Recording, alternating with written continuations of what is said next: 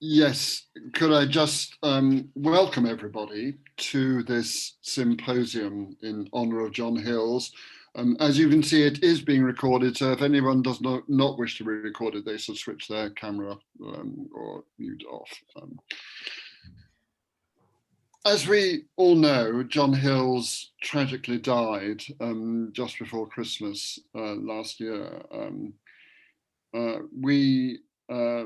Many of us were very badly affected by this. I must say I felt a level of personal distress that I found quite exceptional. And we were very pleased that the conference organisers allowed us to offer this symposium in his honour. I'm going to say a few words about John, and then we'll go straight into the papers. All of which reflect something of John's interests and work. John was an economist by training and really an outstanding example of excellence in leadership in social policy, following the tradition of the greats such as William Beveridge, Brian Abel Smith and Tony Atkinson. His contributions to both the theory and the practice of social policy in specific areas such as housing, pensions, fuel poverty, income distribution, and so on, were enormous. But in many ways, his contribution to the discipline, I think, was much greater than that. His passion for social justice, which shone through everything he did, the meticulousness of his research, his communication skills, his influence on government policy, were all fed the strengths of the discipline, and it seemed to me made it stronger and more effective, and indeed more influential in influencing both academic and government. But that wasn't all.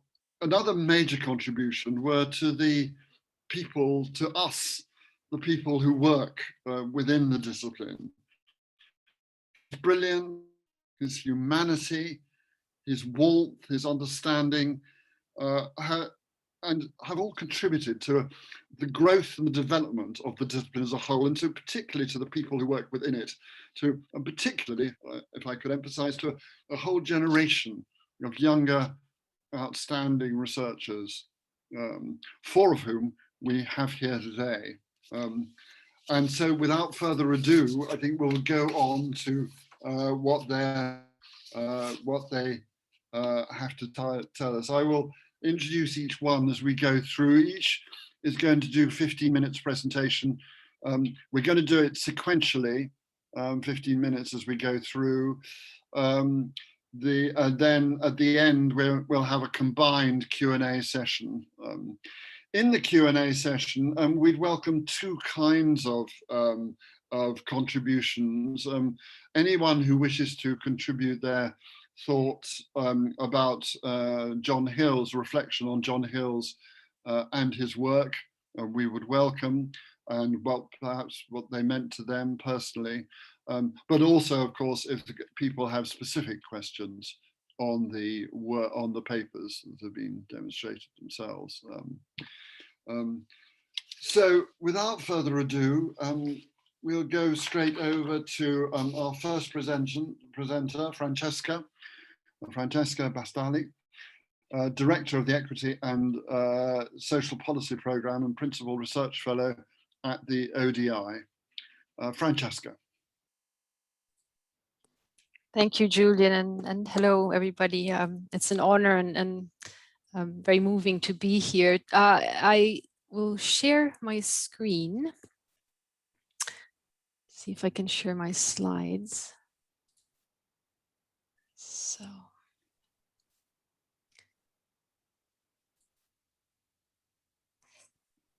Right. If you could just let me know whether you can see the slide in slide form. Fine, thanks. Okay, thanks, Ben. Yes, we can. Yeah. Thank you very much. So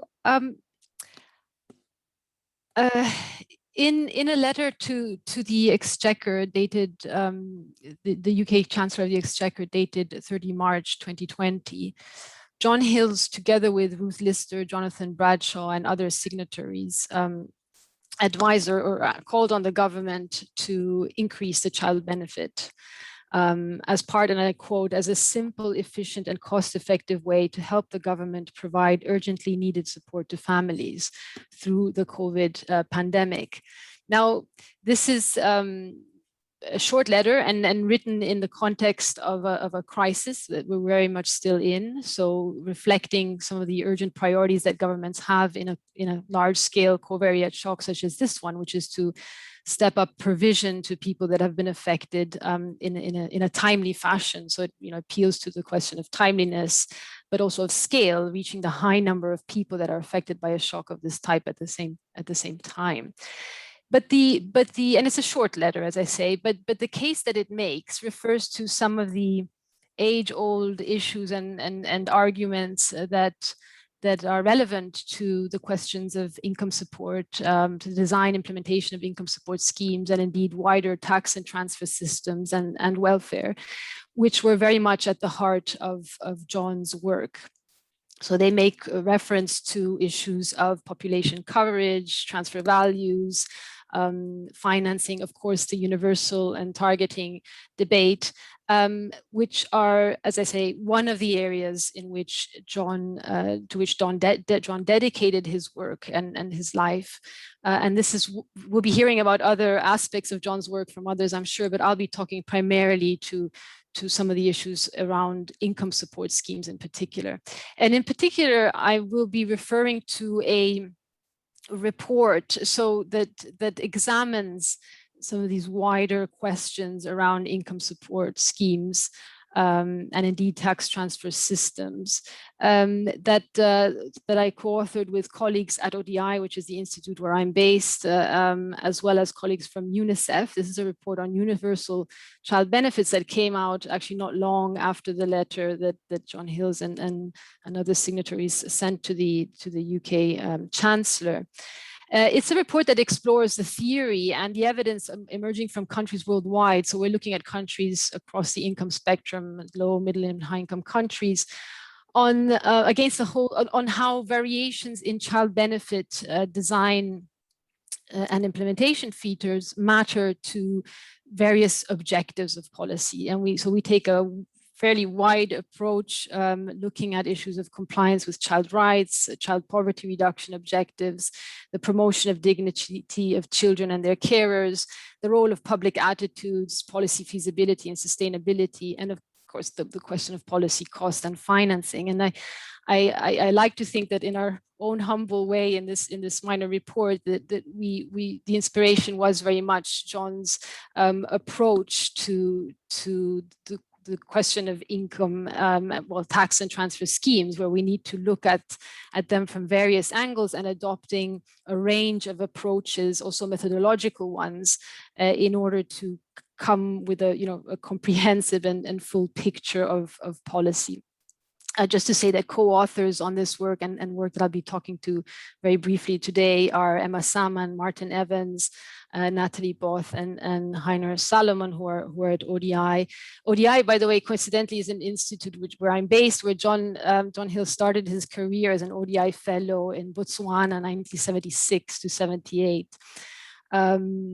So I'm going to talk to 3 points, really: the poverty reduction aspect, the role of public attitudes, and policy costs and financing, partly because I struggle to think of a book or a report that John has issued that doesn't cover these issues. Of course, I don't want to compare, but these were clearly issues that were central to his work.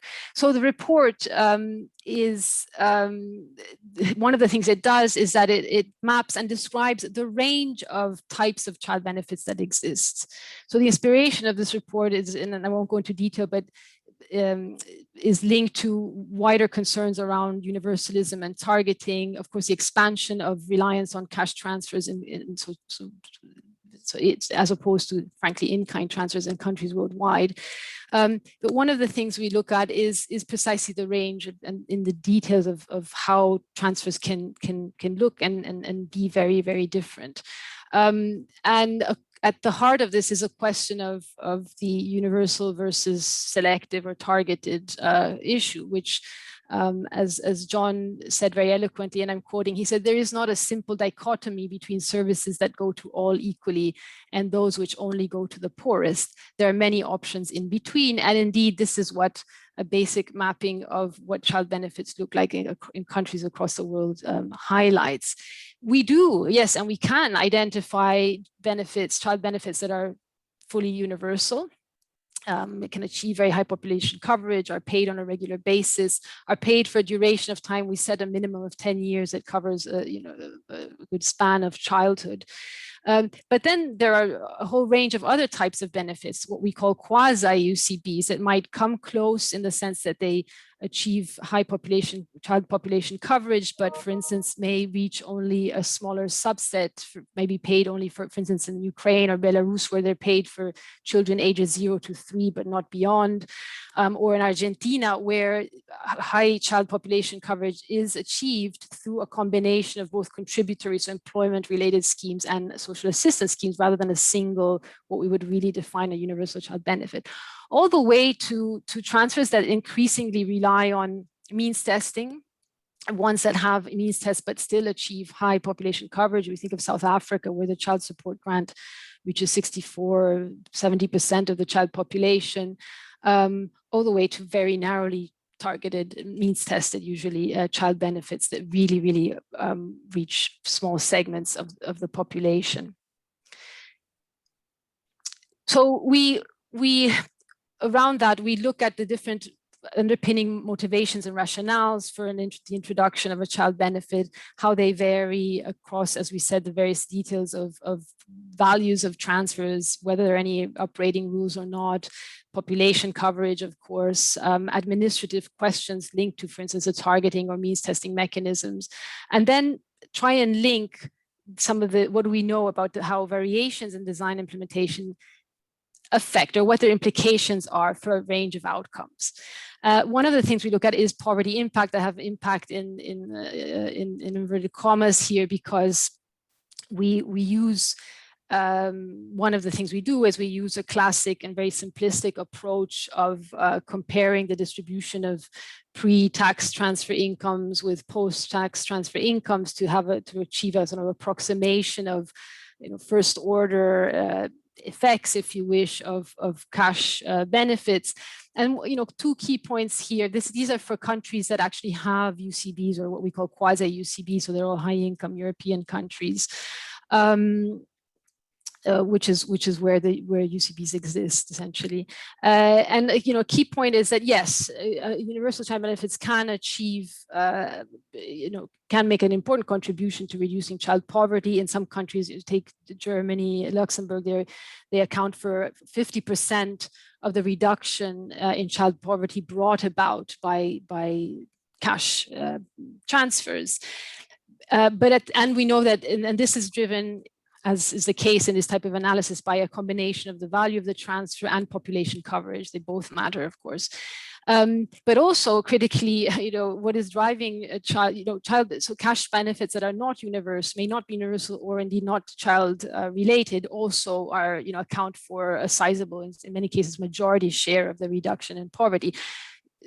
Pointing to the, again, a critical point that John Hills makes, that we need to be talking about policies not in isolation from the rest of the system, but as part of wider systems.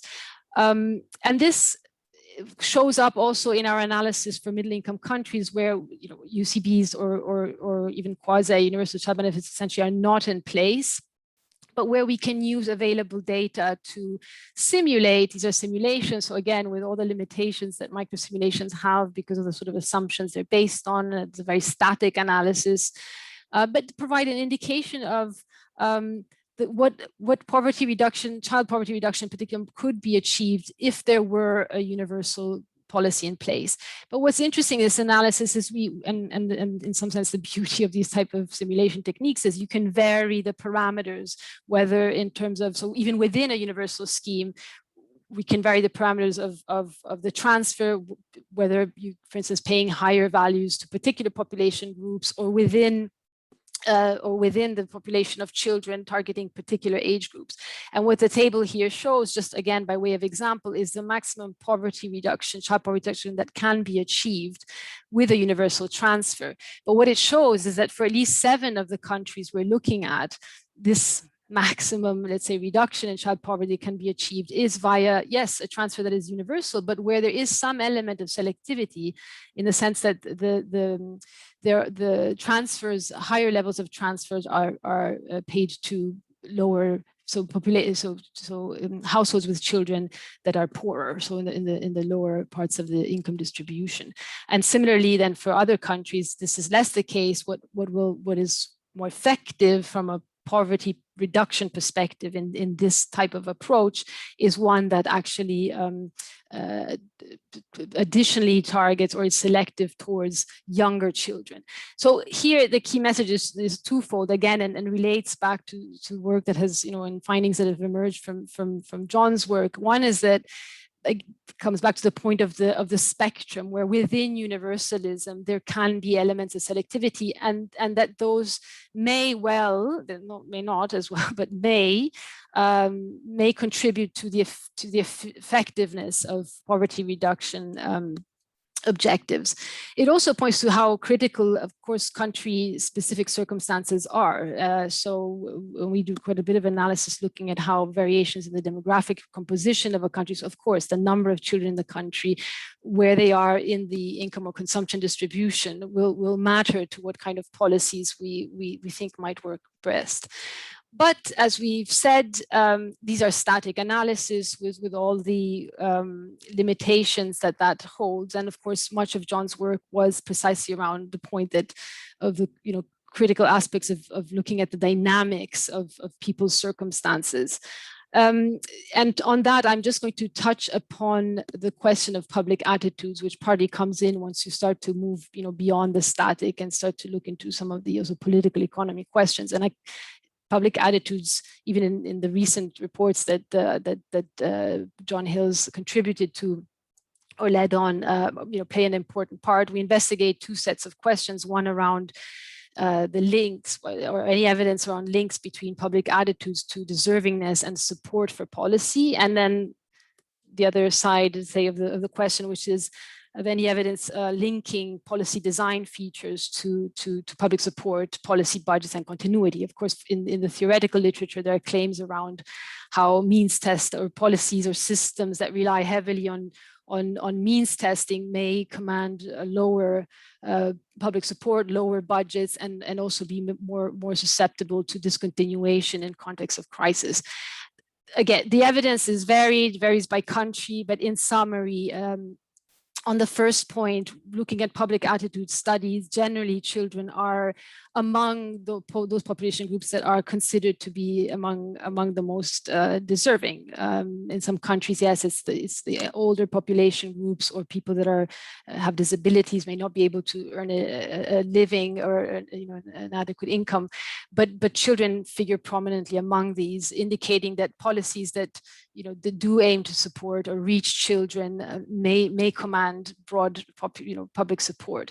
On the second point, again, there's a convergence on the evidence that universal policies, this is true both for individual policies or system-wide, or systems that rely more heavily on universal approaches as opposed to narrow means testing, typically command broader public support than those that are narrowly targeted. And we see this as reflected in the budgets available and in continuity in policies where, again, we have examples from countries across the world where narrowly targeted policies are often those that are the first to be cut in contexts of crisis and retrenchment.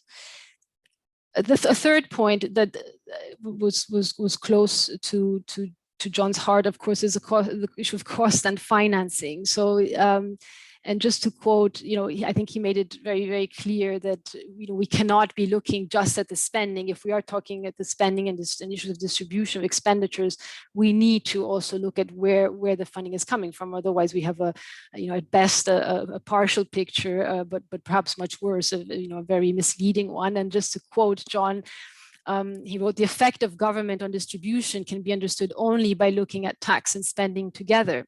However, tax and spending are often discussed in isolation from one another by separate specialists and without much reference to the other side of the government coin. So here, again, just by way of example, one of the things we do is we cost in a narrow financial sense, so not taking into account the costs of not doing things, which would probably be preferable, but in a narrow sense of budgetary costing, we call, what would it cost for different types of countries to finance a universal child benefit. And top line, I mean, where this is interesting, of course, and what we do is of course, the cost will depend on the value of the transfer, what children we're talking about, what ages. Even if we take the lowest value of the transfer that we use under the scenario of the lowest value of the transfer, in low-income countries, a universal benefit to children 0 to 14 will be in a range of 2% of GDP, which is higher than what high-income countries currently pay for child and family benefit packages, which is at 1.7% of GDP. The average expenditures on these type of packages in low and middle income countries is 0.4%. So this would require, considerable mobilization in revenue or resources, either through reallocation or new collection of revenue. That could be prohibited. Okay, just very quickly, just to say, of course, once you start to look at particular groups, or particularly if you calculate the same things for universal transfers to, for instance, children 0 to 4, this might be more feasible. And indeed, this is what we see in countries in practice, in the progressive, setting eligibility limits by age that have enabled over time the progressive realization of full universal or quasi-universal child benefits. I'm thinking of countries like South Africa, where this was achieved. But so very briefly, and with apologies for the short time, but where next? So we're in the midst of a crisis. Many of us are following working on monitoring the unprecedented number of adjustments. If you look at countries worldwide, so a number of adjustments to what we call social protection, social security measures is unprecedented, and the scale of resources as well. When we compare to the 2007, 2008 financial crisis, or indeed going back to 97. There's also high reliance and increasing reliance on cash for various reasons. Most of these are temporary measures. And I think there are interesting questions, and these are things we're working on, where in many countries that have permanent policies that could have been possibly utilized, governments have explicitly decided to bypass stepping up support as a crisis response by using existing policies, and have set up separate temporary measures. But we also have examples of where important policy reforms are underway, and I'm thinking even of, say, the US, where next week they will start paying the new child tax credit, and Italy as well, where they passed legislation, historic legislation on a universal child benefit that will be rolled out over the coming year. So interesting adjustments that possibly have been accelerated by the crisis we're seeing, and I think there are lots to talk about and do more work on around what are the risks and opportunities that this disruption presents for addressing the gaps and inequalities in policy and systems. And really just a plea, I mean, coming back to John, of course, who informs very much of my work, and I know the work of many others, to in everything we do, to ask the questions that matter for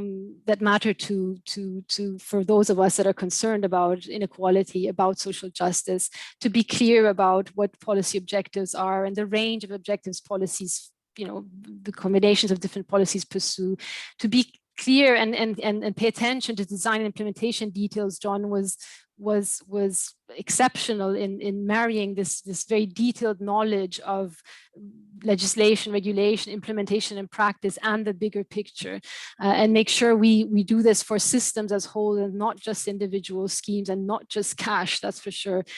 Relying on evidence, and on evidence that comes from a combination of different approaches and methodologies, where yes, we acknowledge the limitations but do what we can and complement findings from different types of approaches, taking into account public attitudes and of course financing, because that's crucial to any discussion in inequality. And that's really all for me.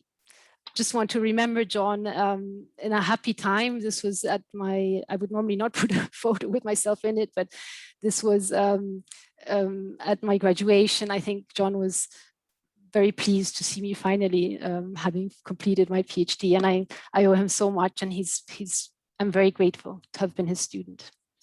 Thank you, Francesca, and a lovely photo, I think.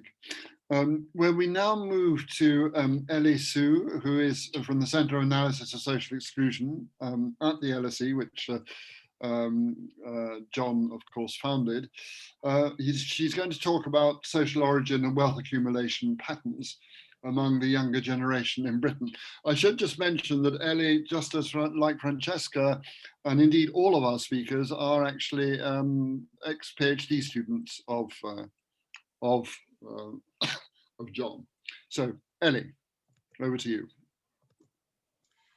I'll just share my screen to start with.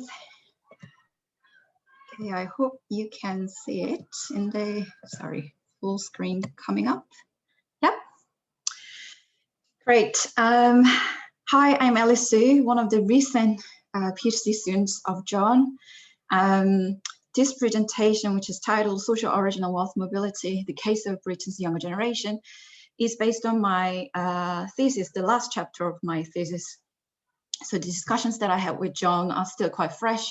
For that reason, I wanted to share this work with you. Of course, this is a part of PhD work, so even though I don't explicitly mention a couple of things directly to John, of course, you can very easily see that a lot of thinking process here coming really from John's thinking and John's guidance. Okay, instead of actually going to talk about how wealth has become an important policy agenda, I'll mention a couple of work that really was inspiring for me coming from John. Number of discussions about asset-based welfare, of course, but his work during 1990s, late 1990s for Joseph Rowntree Foundation, where he looked at the relationship between income and wealth, where he looked at the wealth accumulation across the wealth distribution as well.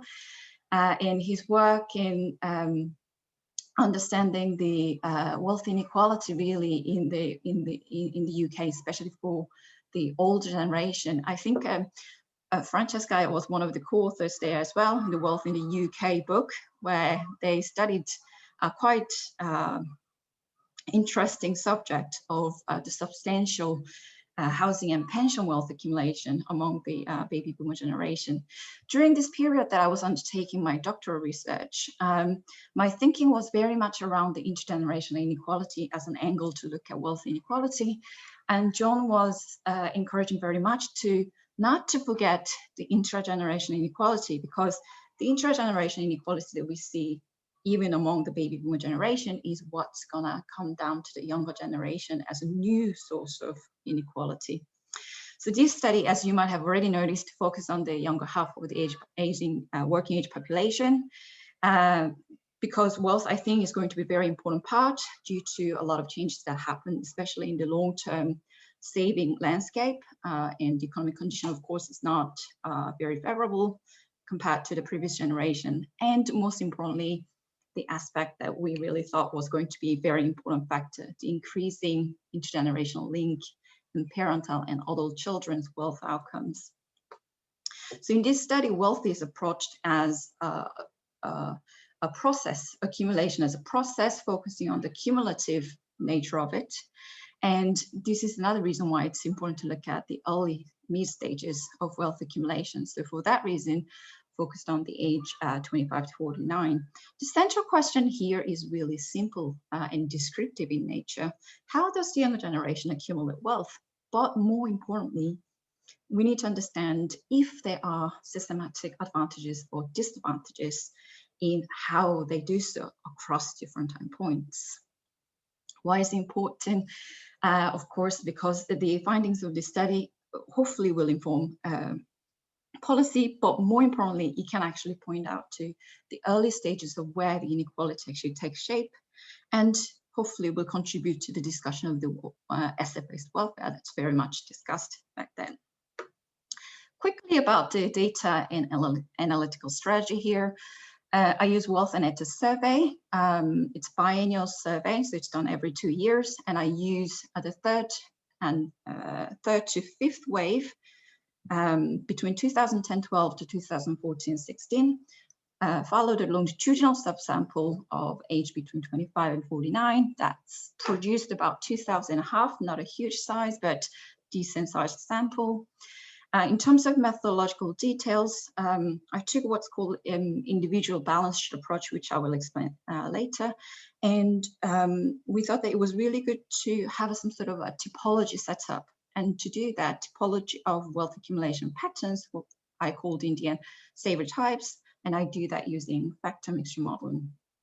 Of course, the interesting part here, as I mentioned, was the wealth mobility angle, whether individuals move across these saver types across time points differ between the group who grew up with homeowning parents and the group who didn't grow up with homeowning parents. So I do that using multi-group latent transition analysis.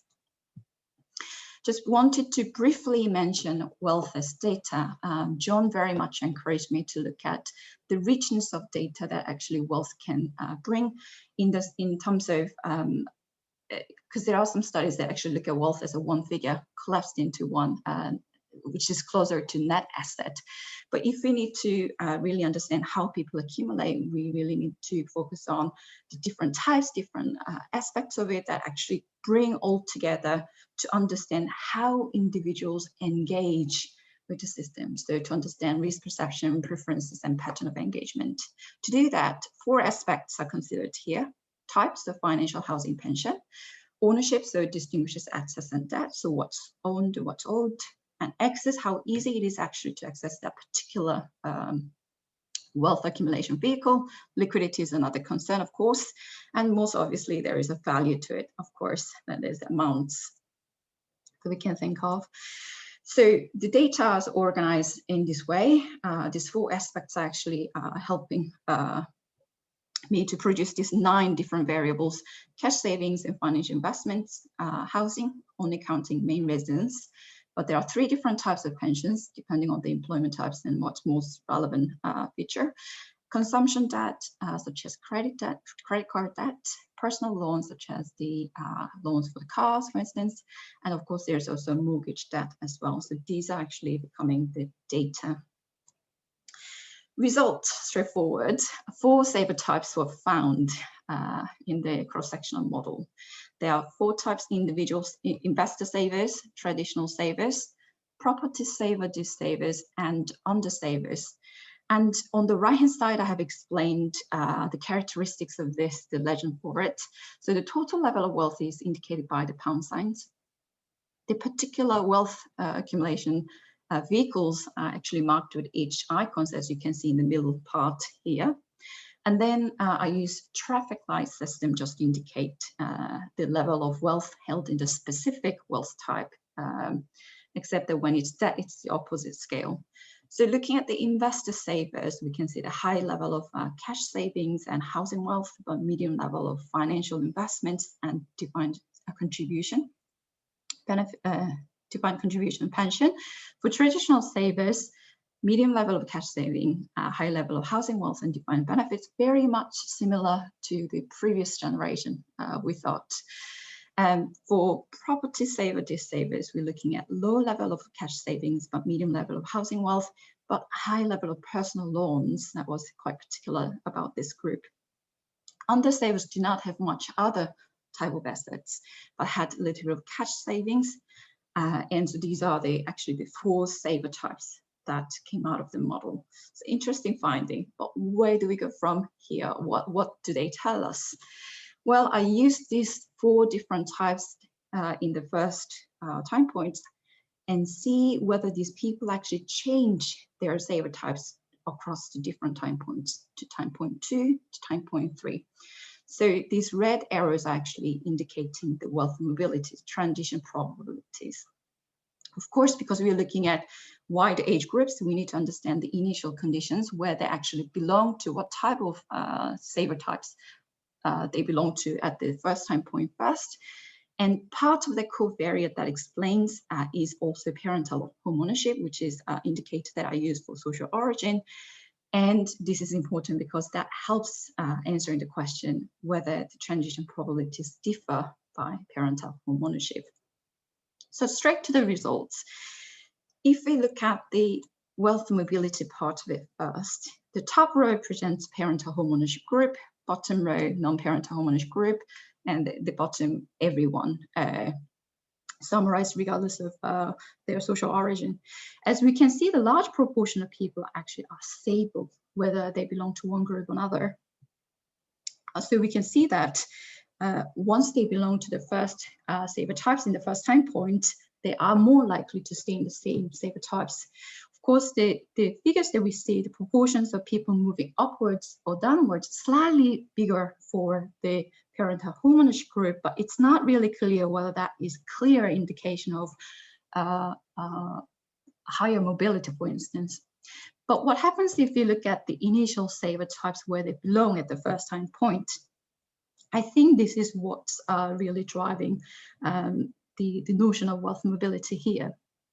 If you look at the proportion of people belonging to under-saver, so one of the lowest wealth level categories, the proportion belonging to that group is much larger from the non-parental home ownership group compared to parental home ownership group. The opposite pattern is found if you look at the higher wealth groups of traditional savers or investor savers, as they are more like those who grew up with a home owning parents are more likely to go into the traditional savers and investor savers compared to those coming from non-owner occupier background families, sorry. So this, I think, is going to be a more interesting point to look at where do we go in the initial state. Let's look at the effect of parental wealth a little bit more in detail. So here, this is John actually inspired the way of a presentation of findings as well. And I'm sure if you know John, you know exactly what I mean. Here, so we start from the basic characteristics, sorry, the base characteristics, most privileged, and we take away one characteristic by one characteristic and see the proportion, the chances of belonging to one of these saver types changes across this, the changes in characteristics. We start with a man who is a 35-year-old married and had an income of £36,000 equalized household income, has a university degree, grew up with home owning parents, and had also some sort of intergenerational transfer of greater than 15,000 in the past 4 years. So quite privileged. So starting from him, he's more likely to actually belong to the investor savers, a high wealth group. And when we actually make him a single, so compared to another person who's single, then nothing very much changes, although there's a small change that we can see on the bottom and the top.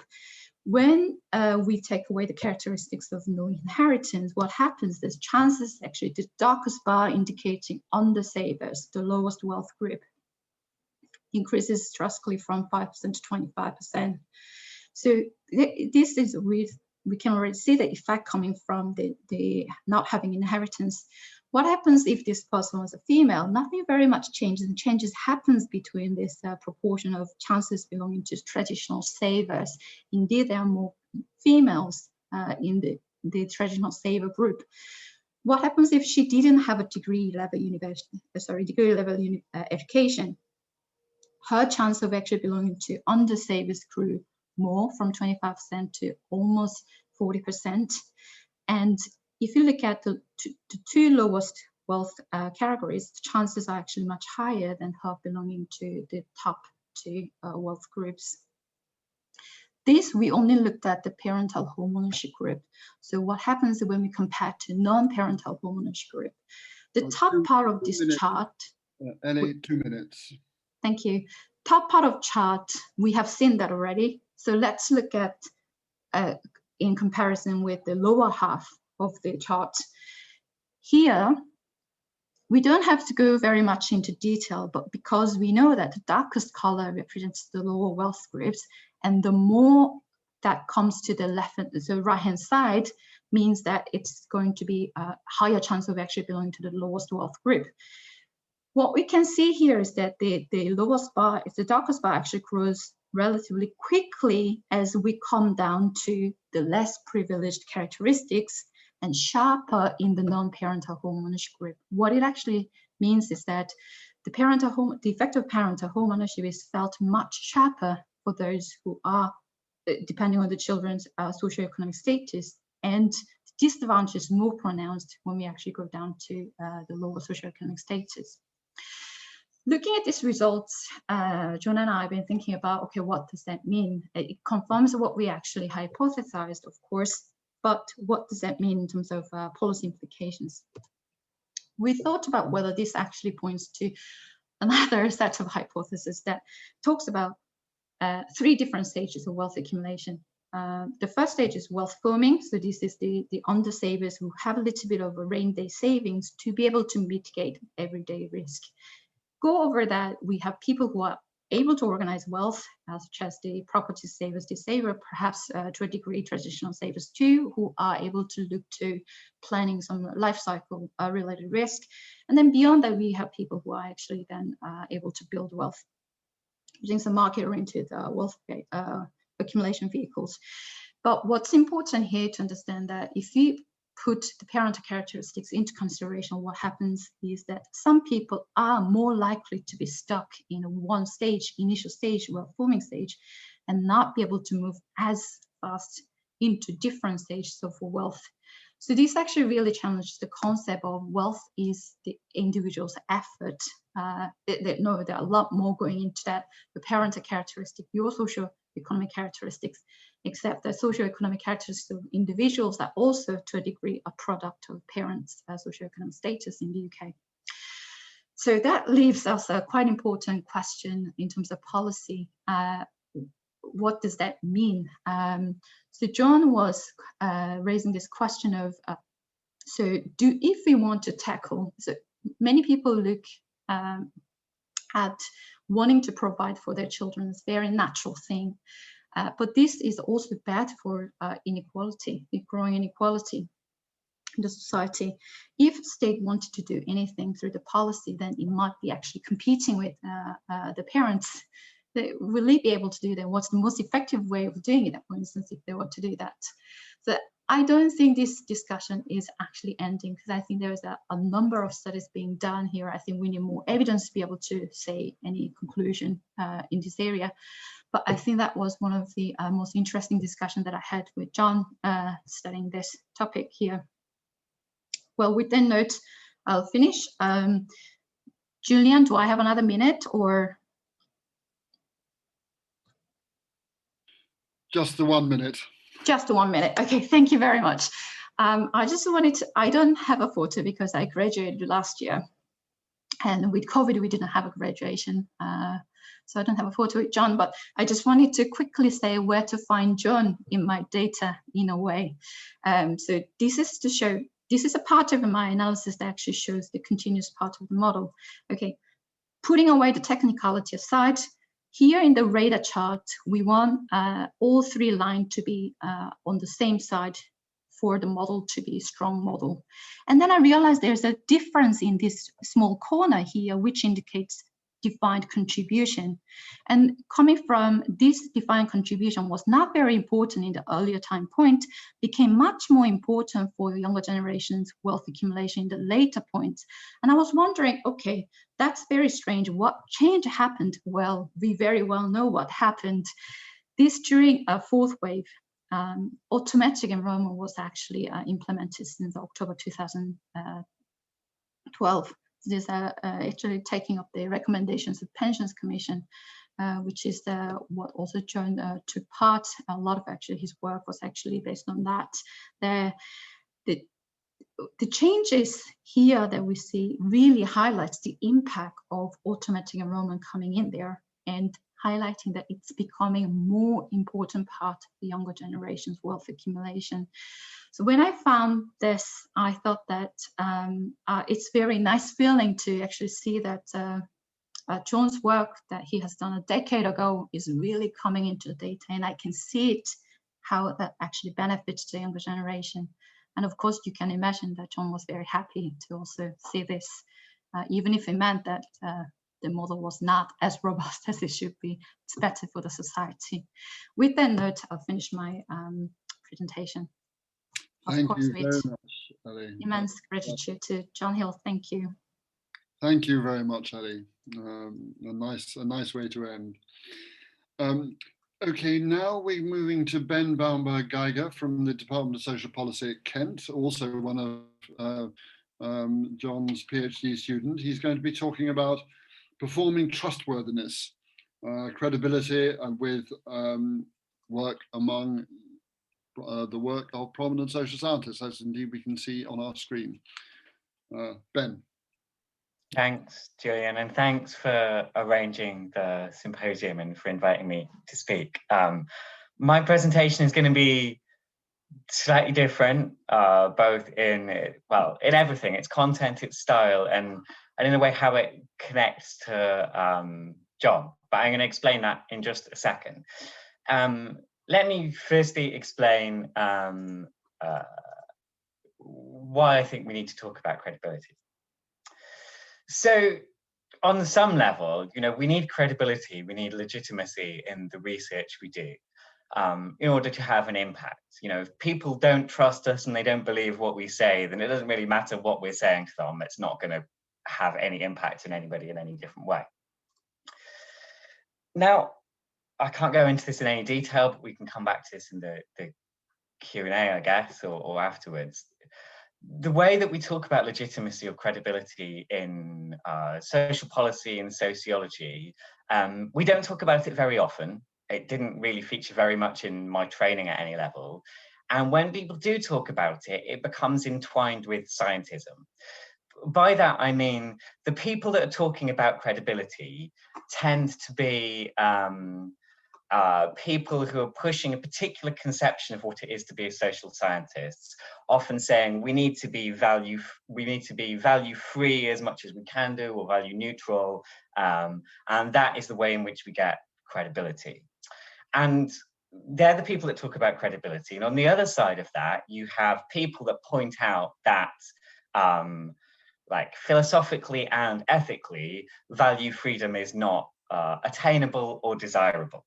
But in those responses, they don't talk about credibility. They just say that account of the people pushing credibility in this particular way are not viable. And this is the way generally that social scientists have, particularly sociologists and social policy people, have talked about credibility to the extent they've mentioned it at all. And I got involved in this by trying to figure out what I wanted to do, like what I thought was appropriate behavior as a social scientist, what I thought would be effective, often feeling very uncomfortable with things that I'd done before I started my PhD and early on in my career. And I was just trying to figure out, less to make a philosophical or practical point, but more just to figure out what I wanted to do and felt comfortable with. So John was one of the reasons that I guess I embarked on this project of looking at credibility work among prominent social scientists. A little bit to do with his teaching. John led a module during my master's that Tania also taught on and has taken over since, which covered a little bit about the relationship of evidence and policy, and was certainly the best teaching I had on that at any of my levels. But mainly this is something that John did rather than taught about or wrote about. It was just, being around him, watching how he conducted himself was something that was very important for me in trying to figure out what it was to be a social scientist who has a positive impact and does it with integrity, which I found was a really challenging thing to figure out. And more than that, John is a participant in this qualitative interview study.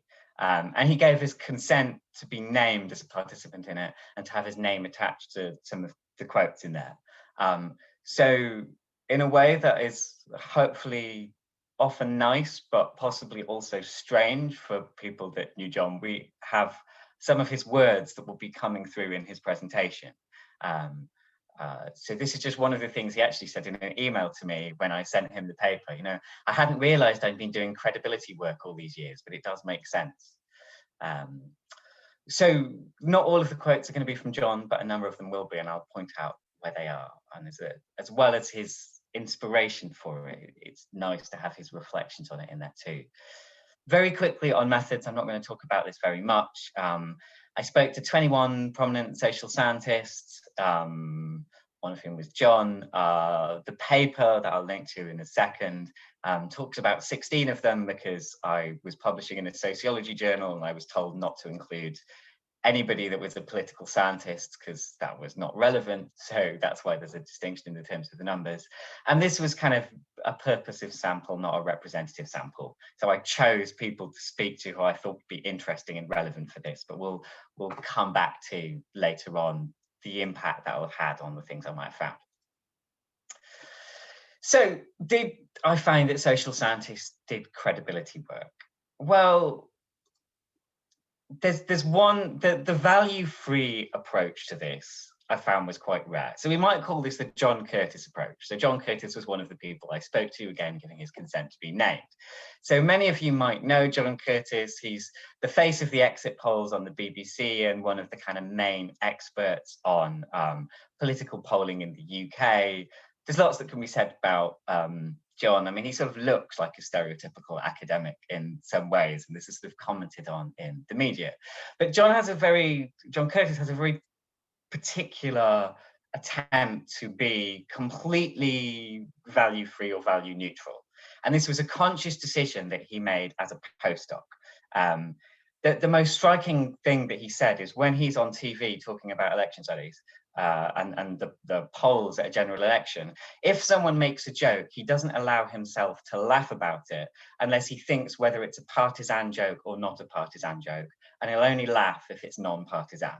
So this is somebody that really takes to extremes the idea of being a value-free, value-neutral person in public life in order to achieve credibility in what he does. But John Curtis was unique in my study. So many people did a little bit of being careful around being seen too partisan, including John Hill. So being a bit selective about the letters that you write to newspapers or politicians. But John and many others said it wasn't desirable or feasible to go as far as the John Curtis approach, partly because everybody kind of knows that you have some values and can guess at them. So if you're not really revealing them explicitly, then you're not being transparent and people will still guess where you're coming from things. So this is not really where people were going from. But I did find that John Hills and others did do a lot of things that I call credibility work, so the deliberate pursuit of credibility in what they did in other ways. So not this pursuit of value freedom that the literature would have us believe is the main way of doing this, but in a completely different way. One way of talking about this from a feminist philosopher of science who I really love, called Helen Longino, is to think about this as value management rather than value freedom. So value freedom is philosophically untenable, but we nevertheless need to show that we are managing our values in order for people to trust the work that we're doing. And there's three areas of conscious choices that people I spoke to sort of did credibility work in. So sticking to the evidence, displaying balance, and in their choice of emotional tone. So I'm just going to very quickly go through the three of these. So firstly, sticking to the evidence. Something that people mention, so John Hills used this phrase, rent a quote, but lots of people used it. It's not a phrase that I'd heard people talk about before, but they were very conscious in public life. They didn't want to be a rent a quote. They didn't want just to be sort of spouting off about something that they didn't have any specialist knowledge of. Connected to that, people would make recommendations, but they were also careful that they wanted these recommendations, they wanted their advocacy to be very closely connected to the empirical evidence they were doing. So these aren't quotes from John in this case. People variously talked about, you know, I'm making recommendations, but these are not a normative position. I'm just trying to let the evidence speak. We can come back to philosophical underpinnings about this and where values are coming in here. But what I think is important here is that for a lot of people I spoke to, They were doing something that you could call advocacy in terms of pushing a particular policy option, but they were doing this in a way that wasn't kind of outright advocacy, that wasn't outright partisanship in a way. A second thing that people did in a variety of different ways was deliberately try and show that they were balanced during their interactions with non-academics. So one of the ways of doing this is to visibly consider alternatives. And this is a quote now from John. And as John Hills put it, if I'm wheeled on as being an expert, then I will try to say to some extent, on the one hand this, on the other hand that. You're trying to get over the idea that though you've only got 2 minutes to talk, you've thought about the arguments going in different directions. And for all of us who knew John, this seems like just a very, we will recognize this in the way that he talked about things publicly, but also in any situation. It was just how he was, and partly natural, but also something he knew was important to do deliberately. I guess a third aspect of this is emotional tone. This again is a quote from John Hills. Simply being Mr. Angry is, if you like, for somebody else. That doesn't mean I don't feel angry about some of these things, but that's not why I've been asked. So really saying, it's not that emotions are irrelevant here, but my role here is to give people evidence in a trustworthy way. Now, from speaking to other people, it was clear that this wasn't an entirely sort of bloodless way of talking about things. Another one of my participants, Alex Stevens, who does things on drug policy, described this as cold fury. So if you're talking about things that matter, you don't want to make it seem like there's no emotional content. They're not things that are important. So passion can be persuasive and appropriate. But, as lots of people talked about in different ways, you don't want to be going off on one. You don't want to be losing it. You want to make it clear that you're speaking from reason and from evidence, even if there is an emotional content to it. You haven't lost control of that side of it. Otherwise, you have lost that sense of trustworthiness somehow. Now, there's lots more I could say about those, but I'm sort of conscious from time. So I'm going to sort of go through just a couple more slides after this. There is a link in my slides to the actual paper, which came out in Sociology, I think it's sort of coming out about at the moment. And I'm really interested to hear your thoughts on this, whether those thoughts are telling me why I'm wrong, but that is super interesting me. So please do get in touch about that or do it in the questions. Or if you'd really like to take this forward, because this is a very early exploratory piece of work, I'm really keen to do more work on this. But just 2 slides to kind of a couple more things that I really want to say about this. Firstly, I want to clarify a bunch of subtleties around this. The paper covers some of them, but I'm happy to come back to them in the Q&A, but I just want to emphasize things that can easily be misinterpreted about this. Firstly, I don't want to suggest that prominent social scientists, including people like John, had this very sort of calculated strategy that they did from the outset of their careers. As somebody described it, these are often micro decisions. They're, in interactions that you have, you are aware that you need to perform credibility. I think this idea of performance is a good way of capturing it. And in most cases, this was a sincere performance, that people had taken these steps to ensure that their work was trustworthy, and they wanted to demonstrate that in these interactions. Secondly, context matters hugely here in a bunch of different ways. Partly, sometimes credibility work is unnecessary. There were some people I spoke to that just really didn't do anything, or they didn't think about doing anything. And often that was because the situations they were in just meant that it wasn't really important for them for one reason or another. Secondly, as well as the things that people deliberately do, there are variations in whether people are assumed to have credibility. So that may come from things like people's titles, so professors. It may come from people being at institutions like LSE or Oxford. It may come from associations from ascribed characteristics, so whether men are seen as more credible than women, which is not something that I found, but there's a big literature on epistemic injustice, the same from people from Black and ethnic minority backgrounds and so on. So there may be things about people's characteristics that lead to often unfair variations in perceived credibility, but I can't cover that here. Third, partisanship can increase credibility in some circumstances. I talk about this a bit in the paper. So I've here mainly been sort of suggesting that partisanship is sort of not helpful for credibility, but sometimes it can, and that links to the final thing I don't cover. So I was covering people that were prominent in public debates where often they'd been part of REF impact case studies at the last REF. But there's a separate sort of impact that a lot of people do that may be a bit more under the radar, where it's a bit more radical. It's working with organizations that are maybe not so prominent in public debate, but it maybe have a long-term impact in a different way. And I know a lot of people in social policy and sociology do that kind of thing as well. And maybe what credibility that is there is something quite different, which is something I think is useful to cover in the future. And I think the final thing, the final caveat around this is that people can be aware of what is credibility enhancing or not and totally ignore it.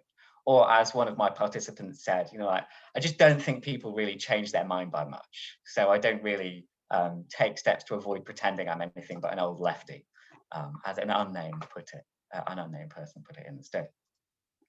But just to conclude then, my main argument is pretty simple, that I think credibility work exists. That is the deliberate pursuit of credibility by prominent social scientists. And not something that other people have really remarked on before, even if it's something that people do. And aside from extremes, there is John Curtis, who is a particular example of a way of doing it. But for most people, it's not about mythical value freedom. And by mythical, I don't want to cast aspersions on what John Curtis does, because he's incredibly effective and very good at what he does. But I mean, philosophically, I feel that value freedom is not a tenable position for a social scientist to hold for a variety of reasons that we can go into.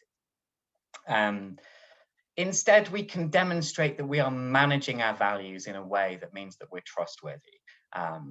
Elizabeth Anderson, who I also use a lot in the paper, terms this, showing epistemic responsibility.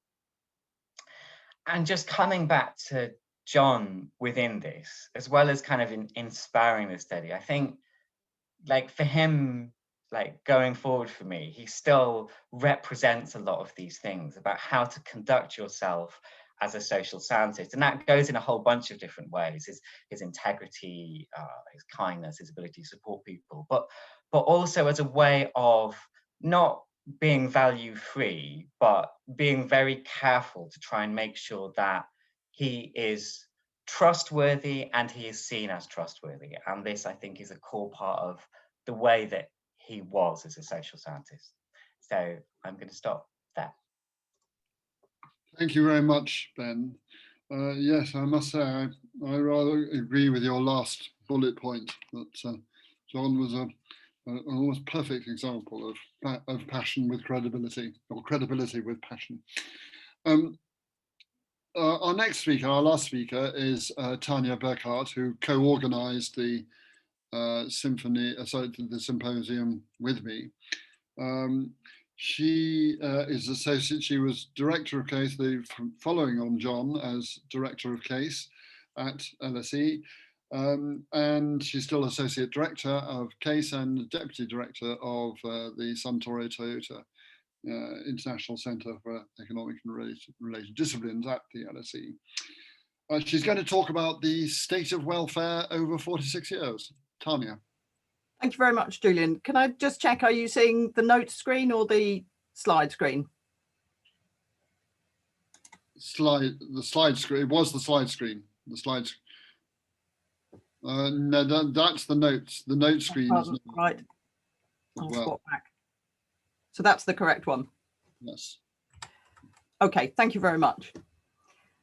I'd like to take this opportunity to reflect on the examination of welfare state policies, public spending and outcomes, especially distributional outcomes, that John carried out with others through a sequence of 6 volumes that he edited and co-authored, covering a period of over half a century of British welfare state.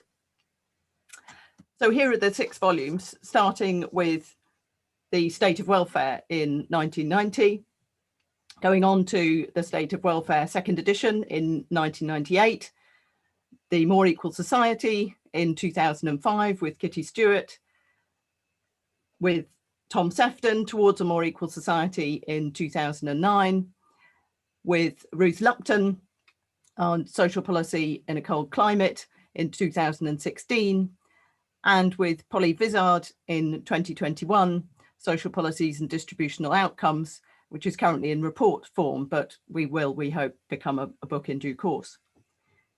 In fact, in reading for this paper, I discovered a 7th publication published in 1987 as a chapter in the Performance of the British Economy written with Tony Atkinson and Julian Le Grand, covering a narrower range of policy areas, but the same basic approach. And throughout all of these, John worked with dozens of both established and early career researchers as co-authors and as chapter contributors. And this form of team production was an important part of how John worked, in the process, of course, quietly training many of us in how to think about the welfare state and make sense of its complexity. Each volume builds on the previous one. The diagram here depicts the period which each volume has as its particular focus. Between them, as you can see, they provide a continuous assessment of how the welfare state has fared under the successive administrations of 10 prime ministers, from Edward Heath to Boris Johnson. Obviously, I can't do justice to their findings in a short talk, but as a very high-level summary, we could say that the first State of Welfare back in 1990 concluded that the welfare state had proved surprisingly resilient, withstanding the visit of the International Monetary Fund in 1976 and the public spending cuts that followed, and perhaps more significantly, withstanding 10 years of a Conservative government that was ideologically opposed to public services.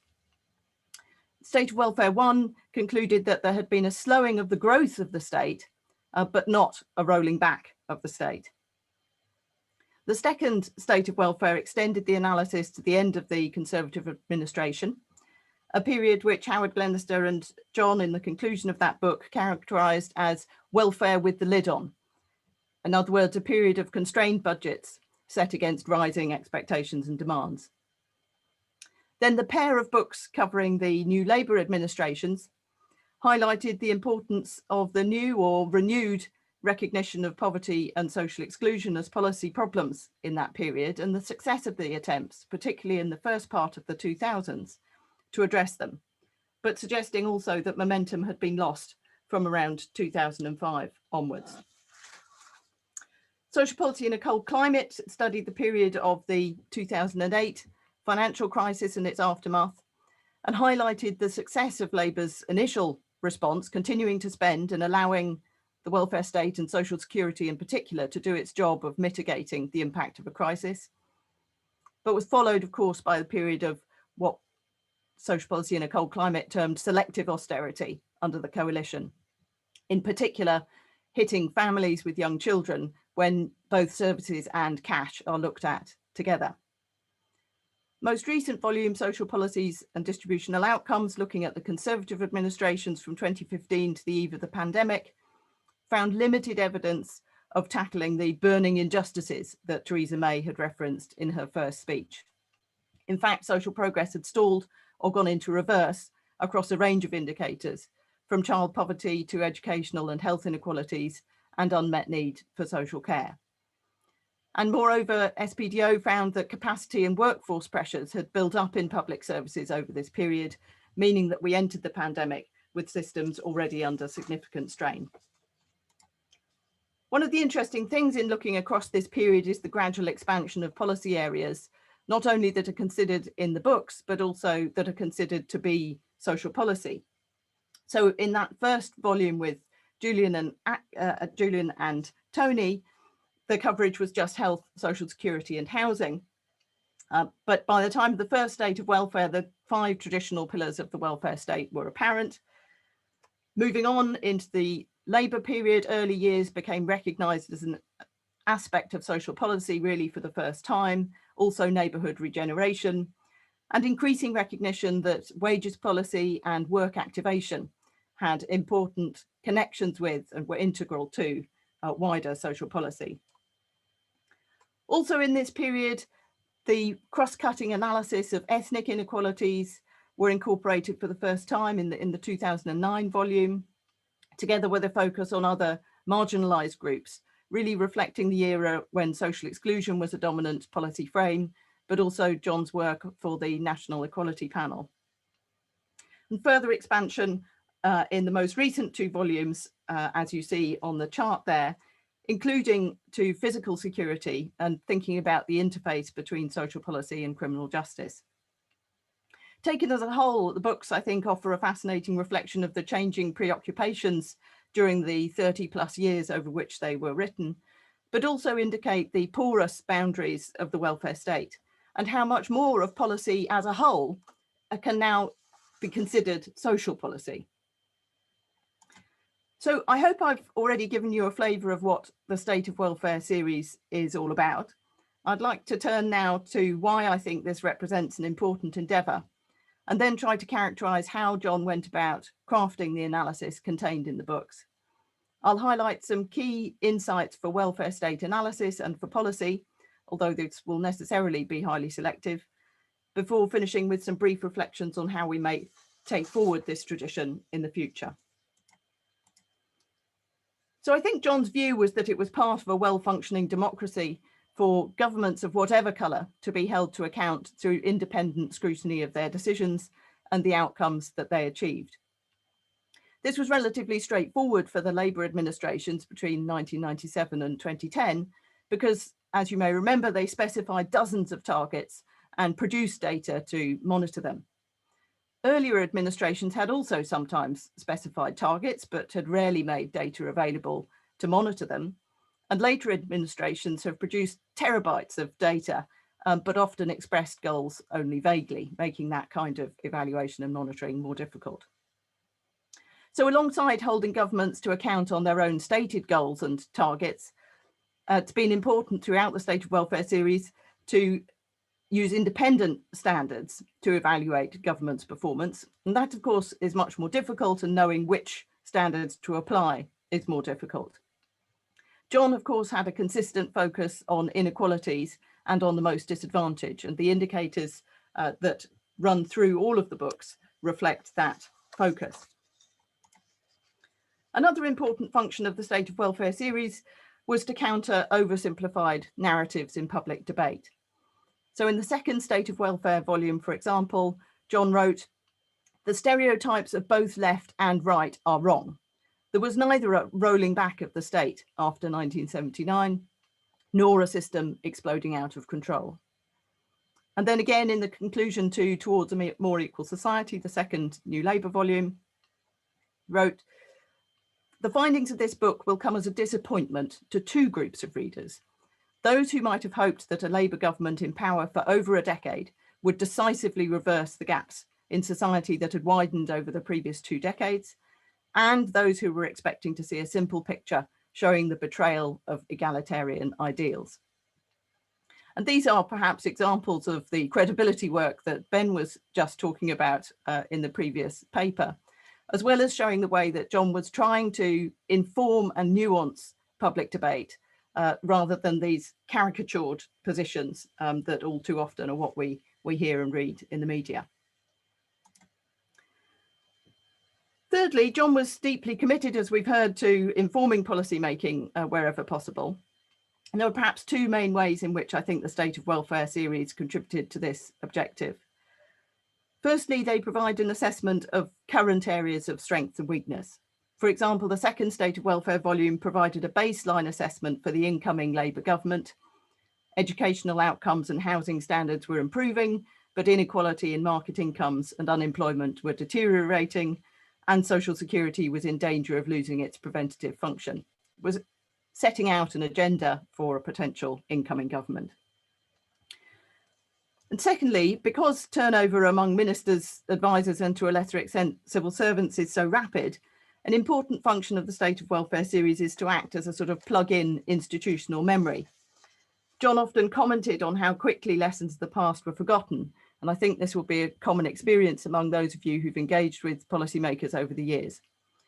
Bringing a historical perspective in principle helps policymakers to avoid blind alleys, but also to see that there's nothing inevitable about the status quo. They can redraw the map.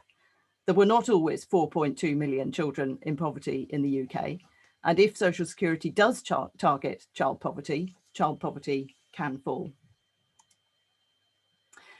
How then did John go about crafting the analysis in the State of Welfare series? Well, this simple analytical framework was developed in the first edition of State of Welfare and has been applied with various variations and amendments in the subsequent volumes. And you can see that it ends with a set of outcomes, and often the outcomes from the previous volume of State of Welfare form the baseline for the next edition, so that it shows the inheritance that the next administration may have. I've talked already about the stated goals and the independent standards that we might want to evaluate. This slide seems to be moving on without me doing anything, so it's moving me along because it knows that the time is short. But I did just want to highlight the public spending part of this overall set of framework for thinking about analysis of the welfare state.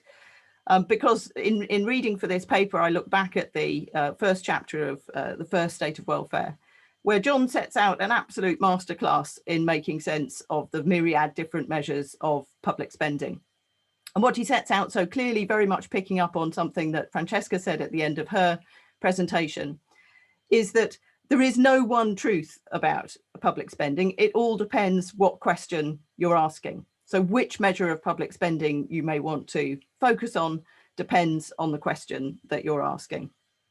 So if anyone's ever felt confused about understanding public spending statistics, I thoroughly recommend reading that introduction. But of course, alongside looking at public spending, it's also important to think about other policies. So in the Social Policies in Cold Climate Coalition period, the major structural reforms to health and schooling were concentrated in policy areas where the austerity spending cuts were least deep. Meanwhile, social care and early years were pared absolutely to the bone, but left largely unreformed. By focusing on spending without policies, or on policies without analysis of spending, you could miss an important part of the story. Outcomes, of course, are also crucial, but you'll see that there are dashed lines between the outputs and spending, the other policies, and indeed the additional box of external factors. And those dashed lines reflect the recognition that there's not a linear or mechanical relationship between policies and outcomes. All sorts of other things intervene, not least the collapse of the subprime housing market in the US, or indeed the advent of a pandemic. So putting together this sort of framework, I think we can see that the State of Welfare approach is not policy evaluation in the narrow technical sense that that term has come to acquire. So it's not attempting to answer the question, holding everything else constant, what was the causal impact of a particular policy, like Sure Start Children's Centres, for example. On the contrary, reflecting the messy and dynamic real world of social policy, in which multiple policies are simultaneously and interdependently operating on a population in an ever-changing economic context. The series asks, was the combination of policies that the government pursued successful in improving outcomes and reducing inequalities, given the conditions in which that combination of policies was applied? And that, after all, is the ultimate objective and the ultimate basis on which governments arguably should be held to account. So lacking John's extraordinary talent for identifying clear narratives in a mass of complex data and findings, I've struggled to select key insights from my review of the State of Welfare series. But let me try to offer three in relation to what matters for welfare state analysis, and three in relation to what matters for welfare state policy. So the first might be termed that the tide doesn't always turn when you expect. So in the two New Labour volumes, John and co-authors concluded that it was perhaps 2000 rather than 1997 that marked a real change of gear in terms of progressive social policy, and that period came to an end perhaps in 2004, 2005, or the tide began to turn in 2004, 2005, rather than the financial crisis in 2008. One of the implications of that for our analysis is that of the fact that the tide doesn't always turn when you think it isn't always political change that is the crucial factor, is that analysing not only directions of trends, but also the rate of change can be very informative. Secondly, a second observation is that rising tides may not lift all boats. So improvements in outcomes and overall standards may in fact widen inequalities unless they're accompanied by specific policies to address inequalities head on. So in a more equal society, charts the way in which health outcomes were improving, but inequalities worsened. Similarly, educational outcomes improved, but many gaps widened. There's often a tension, in fact, between raising standards for all and reducing differences that needs particular dedicated policy attention, and also means that we need to monitor both averages and distributions. Thirdly, that swimming against the tide is hard work. The countervailing pressures always from market inequalities that mean that wherever possible, we need to not only look at what did happen, but also what would have happened in the absence of the policy approach taken. In terms of key insights for policy, first, perhaps cross-cutting insight is that getting an issue onto the policy agenda is a key part of the battle. Advocacy groups, of course, understand this very well.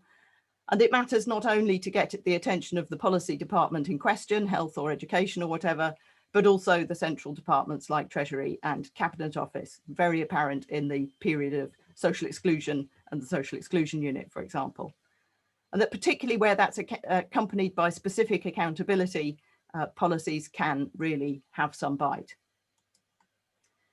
Secondly, an observation that as a social policy community with our critical tradition, we perhaps don't focus enough on success stories, what got better, by concentrating on failures to overcome health inequalities, failures to abolish child poverty. There's a risk that we create a sense that nothing works and generate a cynicism about social policy as a whole. John always strove to counter this, keeping clearly in view that we shouldn't expect miracles from social policies in the context of a grossly unequal society, and giving room to positive stories. There always are small policy successes, even in the bleakest period. The state of welfare approach was, of course, inherently cross-cutting, and it was often through looking at different policy areas that overall trends such as welfare with the lid on or selective austerity became clear. But I think it's fair to say that the centrality of tax and benefit policies was a theme to which John often returned. It isn't only about high-profile reforms, but also about the power of passive policy in the form of benefit uprating rules, for example, or fiscal drag, that can have major distributional outcomes over the longer term. So where might we take this type of analysis next? Well, of course, the task of holding governments to account is never finished, and this current period of COVID and its aftermath seems crying out for the kind of reckoning that the State of Welfare series offers. It's become a commonplace to say that the pandemic has exacerbated pre-existing inequalities. That's clearly right, but which inequalities and by how much, I think, remains really to be documented. The spending decisions that the government made during the pandemic and also crucially now in this period are going to be critical to how we emerge. The questions about the resilience of the welfare state, again, both during the pandemic and in the recovery, whether the new forms of occupational welfare that were invented overnight, the new branches of fiscal welfare, particularly for the self-employed, will they endure? What will their effects be? Also, some expanding boundaries as previously. We heard from Ellie about John's interest in wealth and wealth inequalities and their consequences. It seems to me that's increasingly important in terms of understanding social policy as a whole. And of course, John was also passionate about the interdependence of social and climate sustainability, and reflecting that as we go forward would seem to me to be important. Wherever we go next, welfare state analysis will be much the poorer without John's clarity, vigour and insight. But the approach he developed and honed through the State of Welfare series can, I hope, live on. Thank you very much. Thank you very much, Tania. Right, we have a few minutes for questions. We may overrun a little. I apologise for that in advance. As I say, we would encourage both questions on the specific papers, but also any personal reflections that people may have concerning John and his work and his meaning for them. Could you use the raise the hand function if you'd like to make a contribution? I hope it'll show up on my screen, but Kerry Rousels, who's helping me with this symposium, will tell me if we have actually, if I missed anybody. So please go ahead and raise a hand.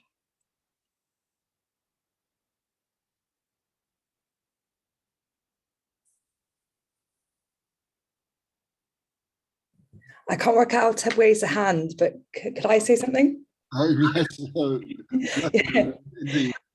I was just going to say, I just wanted to say well done to the four of you, because they were four really, really excellent papers, and they just really, yeah, they really spoke to and showed, you know, through the papers how incredible John's work was and is, and how it will live on through people like you. So I just wanted to congratulate you all for that. So that's it.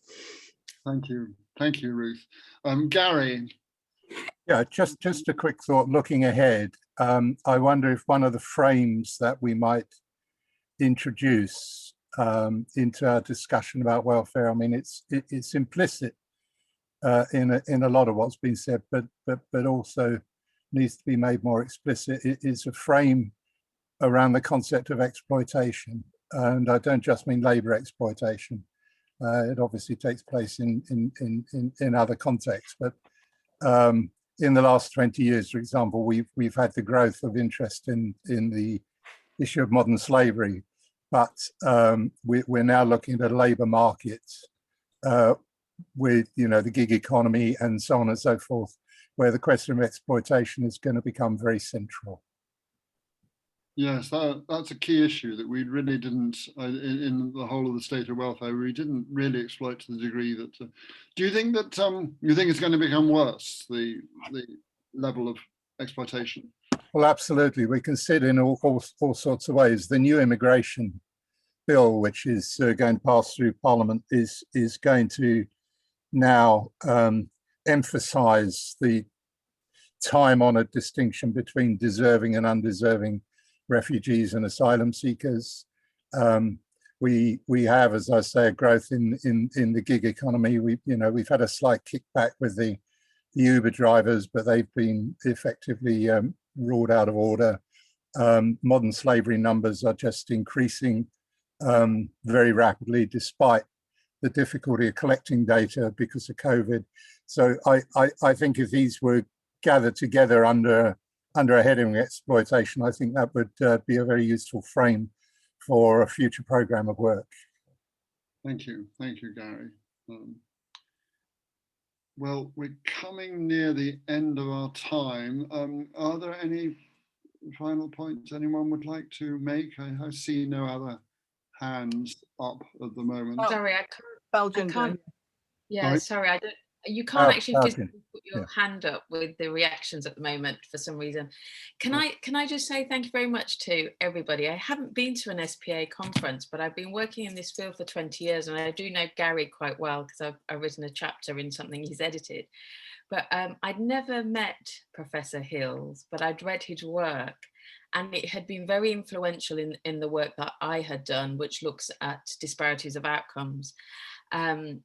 And so I work at the National Audit Office now, and actually it's quite refreshing coming back to an academic conference and listening to accountability and those terminologies that Tania spoke about. So I'd really welcome Tania and all others who want to come and share their work with us at the NAO, because we are a very sort of interested organisation, and we want to learn from all the best research and include that in our work. So I just wanted to thank everybody who spoke today, including the ODI speakers. I think internationally they're doing some great work. we very much focus on the UK, but we do get involved in international work as well, through different sort of bits of our work. But I just wanted to say thank you. Thank you, Linda. Any other points anyone would like to raise? Right. Well, I think we'll have to draw it to a close at that point. I would like to express our thanks to all the speakers. And I think if I can speak on behalf of John, I think he would have been proud at the achievements that these speakers have all undertaken, and that in more generally about his contribution to social policy and to the people who work within it. So on that note, thank you all very much for coming, and let us onwards and upwards and pursue the lines of work and thought that John was such a pioneer in. Thank you all. Thank you, everyone. Thank you.